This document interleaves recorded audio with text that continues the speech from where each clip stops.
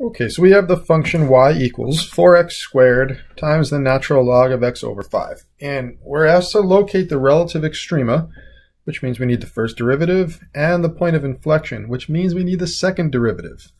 Okay, so let's go ahead and take the derivatives. For the relative extrema, we're going to take the first derivative, set it equal to 0, and solve.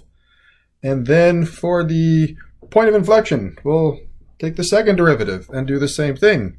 Set the second derivative equal to 0 and solve. A couple of things. It looks like because we have a natural log function, just in case, let's just be careful with our domain. Our domain is 0, not including 0 because you cannot take the natural log of 0. 0 to infinity. Okay, so that's where we're looking. And let's go ahead and take the first derivative. It's definitely a situation where we need the product rule.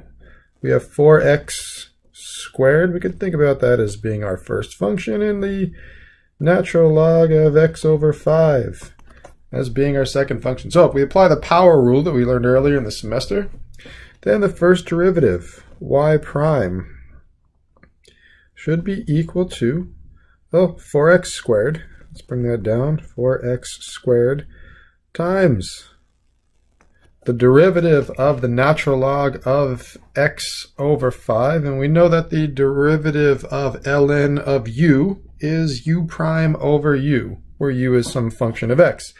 So it's the derivative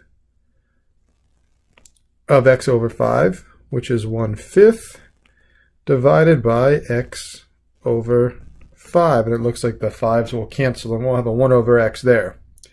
Okay, so the first function stays, the second function we take the derivative, and then we could switch it up. Derivative of the first, that's 8x, times the natural log of x over 5. Okay, so here,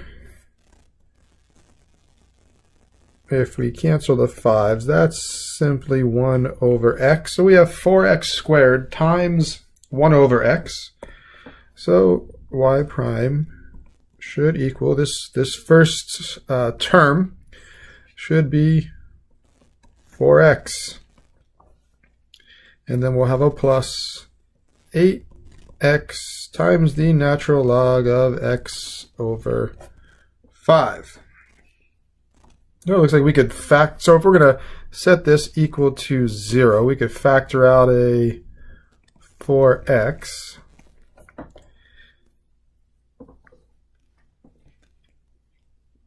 Okay, it looks like we'll have a 1 plus 2 times the natural log of x over 5.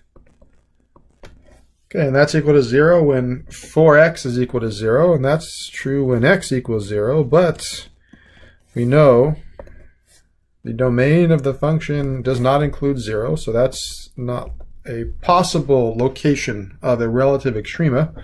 Now let's see, when is this second factor equal to 0?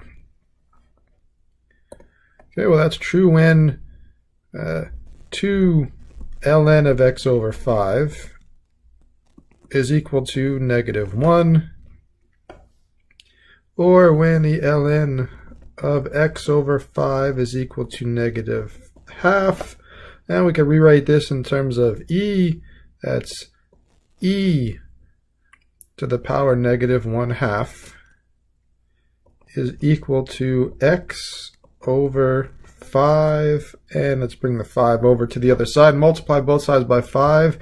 And we'll get x is equal to 5e to the -1/2 power. Okay, so that's the location of our, well, it might be a maximum, it might be a minimum.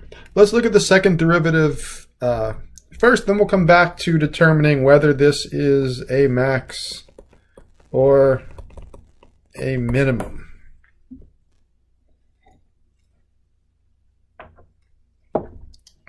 Okay, so back up top, let's separate this.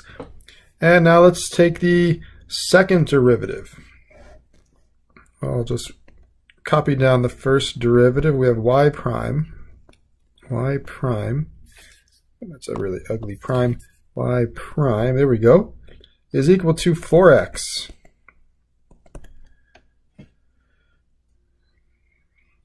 Or let's use the factored version. Let's use 4x times 1 plus 2 ln of x over 5.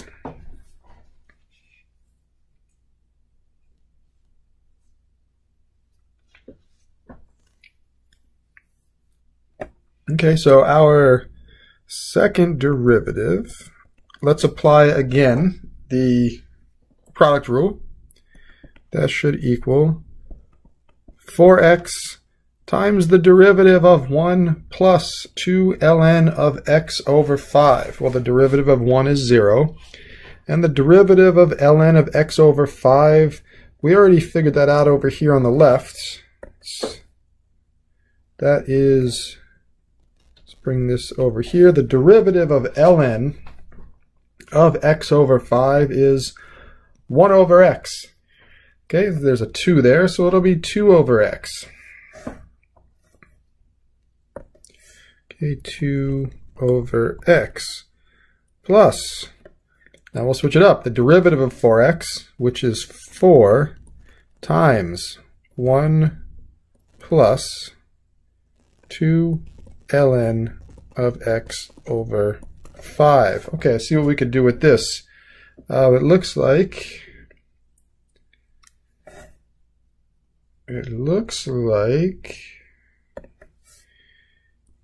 here the x's will cancel. 4 times 2 is 8. So the second derivative is 8 plus, well, 4 times 1 is 4. So we'll say plus 4. And we'll have a plus 8 ln of x over 5. Okay, so our second derivative is 12 plus 8 ln of x over 5. So let's set the second derivative equal to 0. So now we're looking for the inflection point. Okay, you could subtract 12 from both sides. So we'll have 8 ln of x over 5 is equal to negative 12, or the natural log of x over 5 is equal to negative 3 over 2. Let's divide both sides by 8. So that'll give us negative 12 over 8 over 8 over 8. Okay, and if we convert this to exponential form, we will have e to the negative 3 over 2 power is equal to x over 5. And solve for x. 5e to the negative 3 over 2 equals x. Okay, so we know, let's use another color here. Our first derivative is equal to 0 when x is equal to 5e to the negative half power, and our second derivative is equal to 0 when x is equal to 5e to the negative 3 over 2 power. Okay, so we know there's an inflection point when x is equal to 5e to the negative 3 halves, so we need to plug that back into our original function. So when x is equal to 5e to the negative 3 halves power, what is y equal to? What is y equal to? So let's bring this down a little bit. So let's say, what is f of 5e to the negative 3 halves? Well, plug 5e to the negative 3 halves into our original function. So that's 4 times 5e to the negative 3 over 2, and that's raised to the second power. We had 4x squared times the natural log of 5e to the negative 3 over 2 power over 5. We'll plug in 5e to the negative 3 halves for x, and let's simplify. Let's simplify this. Okay, so in this first factor, 5 squared, that's 25, times 4 is 100. Okay, so we have 100 e to the, well, we have the negative 3 over 2 times 2. Looks like those 2's will cancel. We'll have an e to the negative 3 power. Now over here, the 5's cancel, and the natural log of e to the negative 3 halves power is simply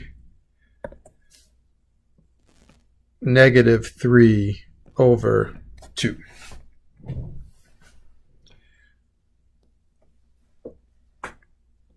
Okay, so if we clean this up, it looks like we have negative 150 over e cubed. Okay, so our inflection point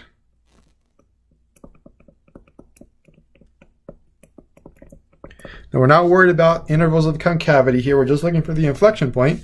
The inflection point is when x is 5e to the negative 3 over 2, and y is negative 1. Oh, I shouldn't use a negative and a positive. Yeah, let's just stick with negative exponents. Negative 150 e to the negative 3 power. Okay, so we have our inflection point. Now let's go back to the first derivative. When x is 5e to the negative 1/2 power, what is happening? Do we have a maximum? Do we have a minimum? Well, let's use the second derivative test.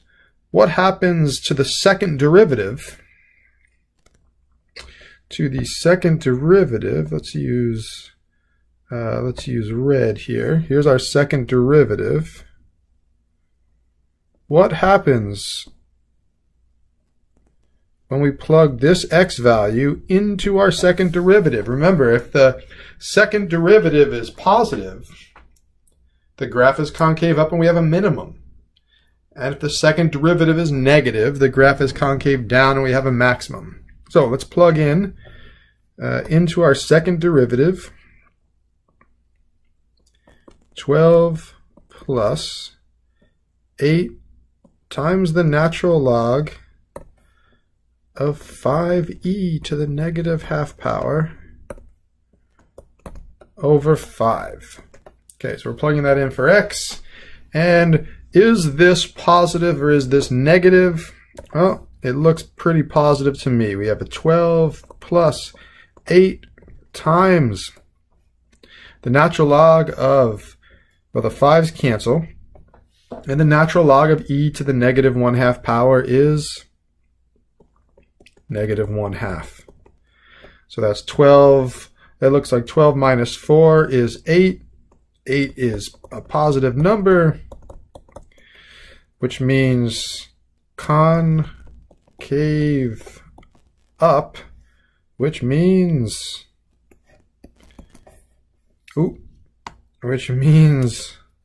minimum. I meant to cross out the maximum. It means we have a minimum here. Okay, so we have a minimum, a relative minimum, and let's say relative inflection point. We'll come over here. Relative minimum at the point 5e to the negative 1/2 power, comma, and now I need to plug this in for, just like we did with the inflection point, we have to plug this in for x into our original function. So what is f of 5e to the negative 1/2 power? Well, that's 4 times 5e to the negative 1/2 power. Okay, to the second, and we're multiplying that by the natural log of 5e to the negative 1/2 power over 5. Okay, as before, 5 times 5 is 25 times 4 is 100. And the e to the negative half power to the second power is e to the negative 1.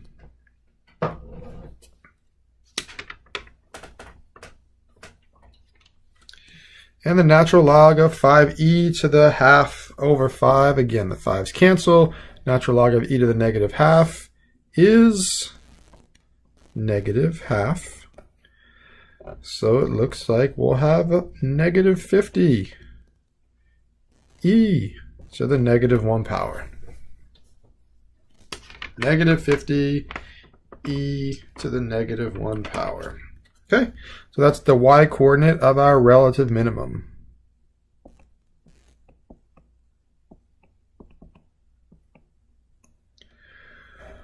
Okay, so it looks like we have one inflection point and one relative minimum.